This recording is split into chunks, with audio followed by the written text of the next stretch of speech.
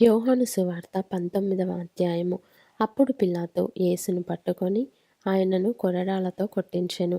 సైనికులు ముండ్లతో కిరీటమును అల్లి ఆయన తల మీద పెట్టి ఊదారంగు వస్త్రము ఆయనకు తొడిగించి ఆయన యుద్ధకు వచ్చి, యూదుల రాజా శుభమని చెప్పి ఆయనను అరచేతులతో కొట్టిరి. పిలాతు మరల వెలుపలికి వచ్చి, ఇదిగో ఈయన యందు ఏ దోషమును నాకు కనబడలేదని మీకు తెలియనట్లు ఈయనను మీ వద్దకు వెలుపలికి తీసుకొని వచ్చుచున్నానని వారితో అనెను. ఆ ముండ్ల కిరీటమును ఊదారంగు వస్త్రమును ధరించిన వాడై యేసు వెలుపలికి రాగా పిలాతు ఇదిగో ఈ మనుష్యుడు అని వారితో చెప్పెను. ప్రధాన యాజకులను బంట్రౌతులను ఆయనను చూచి సిలువ వేయుము, సిలువ వేయుము అని కేకలు వేయగా పిలాతు ఆయన యందు ఏ దోషమును నాకు కనబడలేదు గనుక మీరే ఆయనను తీసుకొని పోయి సిలువ వేయుడని వారితో చెప్పెను. అందుకు యూదులు, మాకొక నియమము కలదు, తాను దేవుని కుమారుడనని ఇతడు చెప్పుకొనెను గనుక ఆ నియమము చొప్పున ఇతడు చావవలెనని అతనితో చెప్పిరి.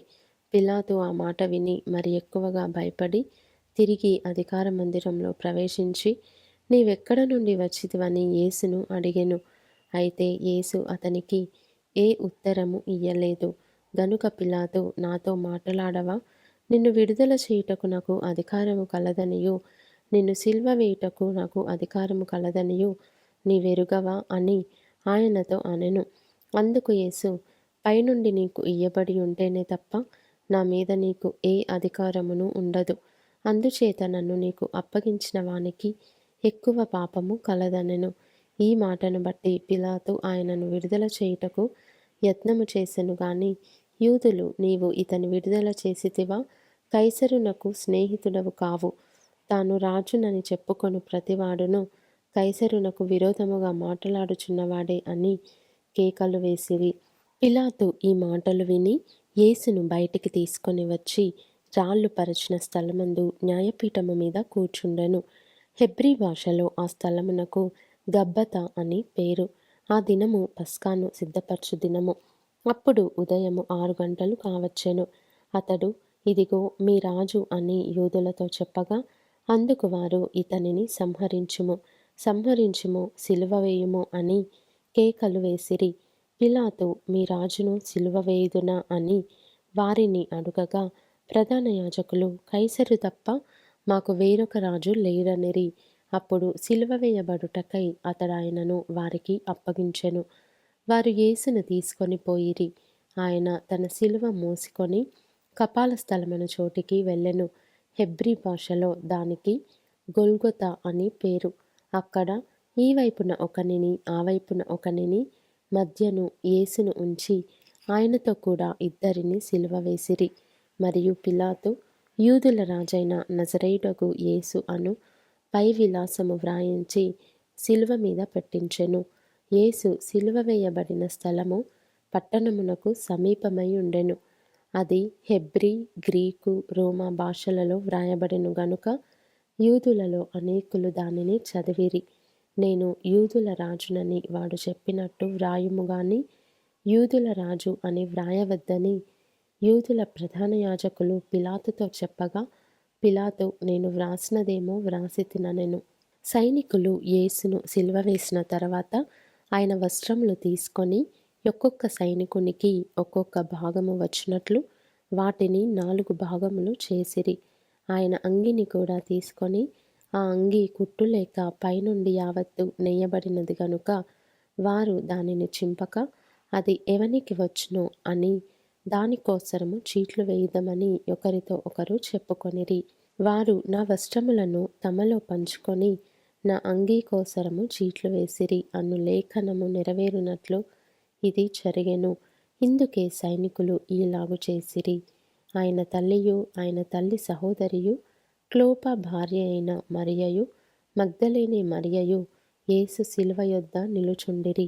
యేసు తన తల్లియు తాను ప్రేమించిన శిష్యుడును దగ్గర నిలుచుండుట చూచి, అమ్మా, ఇదిగో నీ కుమారుడు అని తన తల్లితో చెప్పెను. తరువాత శిష్యుని చూచి, ఇదిగో నీ తల్లి అని చెప్పెను. ఆ గడియ నుండి ఆ శిష్యుడు ఆమెను తన ఇంట చేర్చుకొనెను. అటు తరువాత సమస్తమును అప్పటికి సమాప్తమైనదని యేసు ఎరిగి, లేఖనము నెరవేరునట్లు నేను దప్పికొనుచున్నాననెను. చిరకతో నిండియున్న ఒక పాత్ర అక్కడ పెట్టియుండెను గనుక వారు ఒక స్పంజి చిరకతో నింపి హిస్సోపు పుడకకు తగిలించి ఆయన నోటికి అందించిరి. యేసు ఆ చిరక పుచ్చుకొని సమాప్తమైనదని చెప్పి తల వంచి ఆత్మను అప్పగించెను. ఆ దినము సిద్ధపరచు దినము, మరుసటి విశ్రాంతి దినము మహాదినము గనుక ఆ దేహములు విశ్రాంతి దినమున శిలువ మీద ఉండకుండునట్లు వారి కాళ్ళు విరగగొట్టించి వారిని తీసివేయించుమని యూదులు పిలాతును అడిగిరి. కాబట్టి సైనికులు వచ్చి ఆయనతో కూడా సిలువ వేయబడిన మొదటి వాని కాళ్ళను రెండవ వాని కాళ్ళను విరగగొట్టిరి. వారు యేసునొద్దకు వచ్చి అంతకుముందే ఆయన మృతి పొంది ఉండుట చూచి ఆయన కాళ్ళు విరగగొట్టలేదు గాని సైనికులలో ఒకడు ఈటతో ఆయన ప్రక్కను పొడిచెను. వెంటనే రక్తమును నీళ్లును కారెను. ఇది చూచిన వాడు సాక్ష్యమిచ్చుచున్నాడు.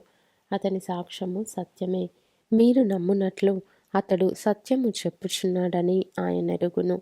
అతని ఎముకలలో ఒకటైనను విరవబడదు అను లేఖనము నెరవేరునట్లు ఇవి జరిగెను. మరియు తాము పొడిచిన వాని తట్టు చూతురు అని మరి ఒక లేఖనము చెప్పుచున్నది. అటు తరువాత యూదుల భయము వలన రహస్యముగా యేసు శిష్యుడైన అరిమతయియ యోసేపు తాను యేసు దేహమును తీసుకొని పోవుటకు పిలాతునొద్ద సెలవడిగెను. పిలాతు సెలవిచ్చెను గనుక అతడు వచ్చి యేసు దేహమును తీసుకొని పోయెను. మొదట రాత్రివేళ ఆయన యొద్దకు వచ్చిన నీకోదేము కూడా బోళముతో కలిపిన అగరు రమారమి 150 సేర్ల ఎత్తు తెచ్చెను. అంతటా వారు యేసు దేహమును ఎత్తుకొని వచ్చి యూదులు పాతిపెట్టు మర్యాద చొప్పున ఆ సుగంధ ద్రవ్యములు దానికి పూసి నారబట్టలు చుట్టిరి.